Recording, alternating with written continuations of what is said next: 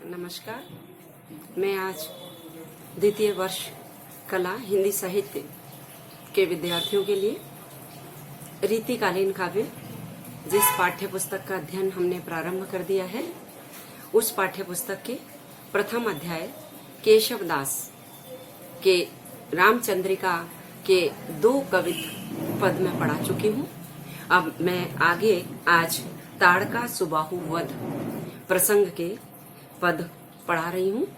और जैसा कि आप सबको मालूम है कि रामचंद्रिका केशवदास की प्रसिद्ध प्रबंध रचना है, जिसकी रचना उन्होंने एक रात में की थी और पांडित्य प्रदर्शन और चमत्कारिकता के कारण रामचंद्रिका को छंदों का अजायब घर और स्वयं कवि केशवदास को कठिन काव्य का प्रेत भी कहा जाता है। यानी कला पक्ष की तुलना में इनकी रामचंद्रिका के सभी पदों में भाव पक्ष गौण है और कला पक्ष में अलंकारिकता और छंदों की प्रधानता दिखाई देती है। यही कारण है कि किसी एक विषय को लेकर अनंत उपमाएं केशवदास देते दिखाई देते हैं। मैं यहाँ पर पाठ्य पुस्तक का पृष्ठ संख्या 32 पद नंबर 3 ताड़का सुबाहु वध की सप्रसंग व्याख्या प्रस्तुत कर रही हूँ। पावक पवन मणि पन्नग पतंग प्रित जेते ज्योतिवंत जग ज्योतिषिन गाए हैं। असुर प्रसिद्ध सिद्ध तीर्थ सहित सिंधु केशव चराचर जे वेदन बताए हैं। अजर अमर अज अंगी और अनंगी सब बरणी सुनावे ऐसे कौन गुण पाए हैं।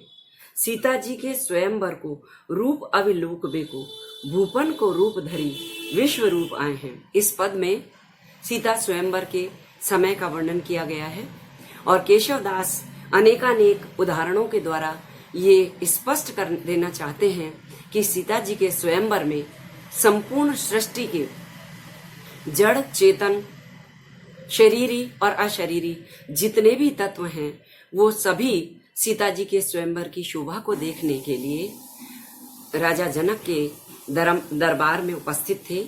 मैं प्रस्तुत कर रही हूँ। पावक यानी आग, पवन हवा, मणि पन्नग मणि को धारण करने वाले सर्प अर्थात शेषनाग और वासुकी, पतंग अर्थात सूर्य, पितृ यानी पितृलोक के देवता, जेते ज्योतिवंत जग ज्योतिषिन गाए हैं। जग यानी संसार, ज्योतिष संसार के ज्योतिषियों ने जितने भी ज्योतिवंत यानी प्रकाशमान, संसार के ज्योतिषों ने जितने भी प्रकाशमान तत्व अपने गुणगान में गाए हैं, वे सभी अर्थात अग्नि, पवन, वासुकी, शेषनाग, सूर्य और पितृदेव, वे सभी प्रकाशमान तत्व हैं जो इस संसार में उपस्थित हैं। असुर प्रसिद्ध सिद्ध तीर्थ सहित सिंधु, जितने भी प्रसिद्ध राक्षस थे, प्रसिद्धि प्राप्त सिद्ध पुरुष, समुद्र सहित समस्त तीर्थराज, समस्त तीर्थ केशव चराचर जे वेदन बताए हैं। केशवदास कहते हैं कि वेदों ने जितने भी चर अचर तत्वों का वर्णन किया है, यानी जड़ और प्राण तत्व, जड़ और चेतन जितने भी तत्व वेदों में बताए गए हैं, वे सभी असुर प्रसिद्ध सिद्ध समुद्र सहित समस्त तीर्थ और जितने भी जड़ चेतन वेदों में बताए गए हैं, वे सभी सीता जी के स्वयंवर में उपस्थित हैं। अजर अमर अज अंगी और अनंगी सब, जितने भी अजर अमर प्राणी हैं, यानी इस विश्व में जो अमर आत्माएं हैं, जिनका शरण नहीं होता, अज जिनका जन्म नहीं होता, अंगी यानी शरीर धारण करने वाले, ओ अनंगी और अशरीरी शरीर धारण करने वाले और अशरीरी सभी प्राणी बरनी सुनावे ऐसे कौन गुण पाए हैं। ऐसे अजर अमर तत्व, अजन्मा तत्व, शरीरी और अशरीरी सभी जिनके गुणों का कोई गान नहीं कर सकता, वे सभी भी सीता जी के स्वयंवर को रूप अवलोकन यानी देखना, स्वयंवर को रूप, स्वयंवर की शोभा को देखने के लिए, यानी सीता जी के स्वयंवर के सौंदर्य को देखने के लिए, वहां की शोभा को देखने के लिए भूपन को रूप धरी विश्व रूप आए हैं। भूपन यानी राजा, राजाओं का स्वरूप धारण करके वेदों ने जितने तत्व बताए हैं, संसार के ज्योतिषियों ने जितने प्रकाशवान प्राणी बताए हैं, वे सभी सीता जी के स्वयंवर की शोभा को देखने के लिए राजाओं के रूप में राजा जनक के दरबार में रूप धारण करके आए हैं। यहाँ पर भी अतिशोक्ति अलंकार है, अनुप्रास अलंकार है, जैसा कि स्वाभाविक है, क्योंकि केशवदास अपने काव्य में अलंकारों का वर्णन बहुत अधिक करते हैं। दूसरा पद है सीता जी का रूप वर्णन। इस पद में, इससे पूर्व का पद जो मैंने पढ़ाया, उसमें स्वयंवर की शोभा का वर्णन था, जिसको देखने के लिए संपूर्ण सृष्टि के जड़ चेतन, अजर अमर, असुर देवता, समस्त ज्योतिमंत प्राणी राजाओं के रूप में उपस्थित थे। और द्वितीय पद में सीता जी के स्वयंवर में सीता जी की जो शोभा है, सीता जी का जो स्वरूप है, उसका वर्णन किया गया है। और उनके सौंदर्य का वर्णन संसार की ये समस्त देवी देवताओं से और संसार की समस्त सुंदर स्त्रियों की तुलना में सुंदर वर्णन किया गया है। वो है दमयंती इंदुमती रति राति दिन, हुई न छबीली छवि इन जो सिंगारिये, केशव लजात जल जात जात वेद ओप, जात रूप वापुरो विरूप सो निहारिये, मदन निरूपम निरूपन निरूप भयो, चंद बहुरूप अनुरूप के विचारिये, सीता जी के रूप पर देवता कुरूप को है, रूप ही के रूपक पर वारी वारी डारिये। सीता जी का सौंदर्य इतना अद्भुत है, अनुपम है कि केशवदास कहते हैं अन्य किसी की तुलना तो क्या किया जाए, रूप ही के रूपक सौंदर्य के लिए जितनी भी उपमा दी जाती है वो भी वारी वारी डारिये, वो सारी उपमाएं भी सीता जी के सौंदर्य के ऊपर न्योछावर की जा सकती है। अब मैं प्रारंभ कर रही हूं, प्रारंभ से। को है दमयंती, दमयंती रानी, इंदुमती रति राति दिन हुई न छबीली छवि इन जो सिंगारी।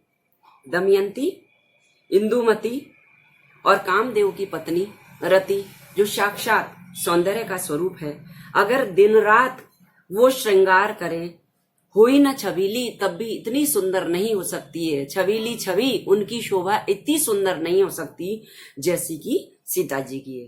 केशव लजात, केशवदास कहते हैं लजात जल जात जात वेद ओप।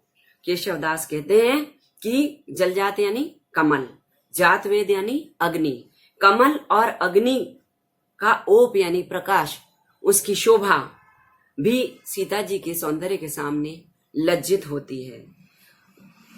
जात रूप वापरो, जात रूप यानी सोना, जो अत्यंत प्रकाशमान होता है, अत्यंत स्वर्णिम आभा को लेकर रखता है, वो भी वापुरो यानी बेचारा सा। विरूप सो निहारिये, सीता जी के सौंदर्य को सोना भी बेचारा रूपहीन होकर के देखता है, यानी स्वर्णिम शोभा भी सीता जी की शोभा के सामने लज्जित होती है। मदन यानी कामदेव, निरूपम जो अद्भुत सौंदर्य का भंडार है, निरूपण यानी उसके कामदेव के सौंदर्य का वर्णन भी, निरूप भयो स्वयं सौंदर्य के भंडार, कामदेव का सौंदर्य भी सीता जी के अद्भुत सौंदर्य के सामने रूपहीन सा लगता है। रूपहीन लगता है। निरूपण यानी वर्णन करना और निरूपम यानी अद्भुत। सीता जी के अद्भुत सौंदर्य के सामने कामदेव का सौंदर्य भी रूपहीन सा दिखाई देता है। चंद बहुरूप अनुरूप के विचारिये, चंद्रमा का सौंदर्य की तुलना तो सीता जी के सौंदर्य के साथ की ही नहीं जा सकती, क्योंकि वो तो बहुरूप है, यानी चंद्रमा की कलाएं निरंतर बढ़ती और घटती जाती हैं। 16 कलाओं को धारण करने वाला बहुरूप, अनेक रूप वाला चंद्रमा तो अनुरूप के विचारिये, अनुरूप यानी तुलना, सीता जी के अनुरूप कैसे हो सकता है, जो अनेक रूप धारण करता है, बहुरूप धारण करता है, अनेक कलाओं वाला जो चंद्रमा है, उसके सौंदर्य की तुलना तो विचारणीय नहीं है सीता जी के सौंदर्य के साथ। यानी सीता जी की सुंदरता के साथ चंद्रमा जो अनेक कलाओं वाला है, उसकी तो तुलना ही नहीं की जा सकती। वो तो विचार ही नहीं कर सकता कि उसकी सुंदरता की तुलना सीता जी के साथ की जा सके। सीता जी के रूप पर देवता कुरूप में, सीता जी के सौंदर्य के सामने समस्त देवता कुरूप नजर आते हैं। रूप ही के रूपक तो वारी वारी डारिये। इसलिए केशव दास कहते हैं कि सीता जी के सौंदर्य के सामने तो रूप के यानी सुंदरता के जितने भी रूपक, जितनी भी उपमाएं दी गई हैं, वो सब न्योछावर की जा सकती है। अर्थात सीता जी का सौंदर्य अद्भुत है, अद्वितीय है, उसकी तुलना किसी और से नहीं की जा सकती। संसार में सुंदरता की जितनी उपमाएं हैं, जितनी संज्ञाएं हैं, वो सभी उनके सौंदर्य के ऊपर न्योछावर की जा सकती है। कामदेव स्वयं भी, चंद्रमा स्वयं भी और सोना स्वयं उनके सामने अपने आप को रूपहीन महसूस करता है। और संसार की सर्वाधिक सुंदर स्त्रियां, सुंदरियां, चाहे वो दमयंती हो, चाहे इंदुमती कही जाती हो, चाहे रति, उनके सौंदर्य के सामने अपने आप को श्रीहीन महसूस करती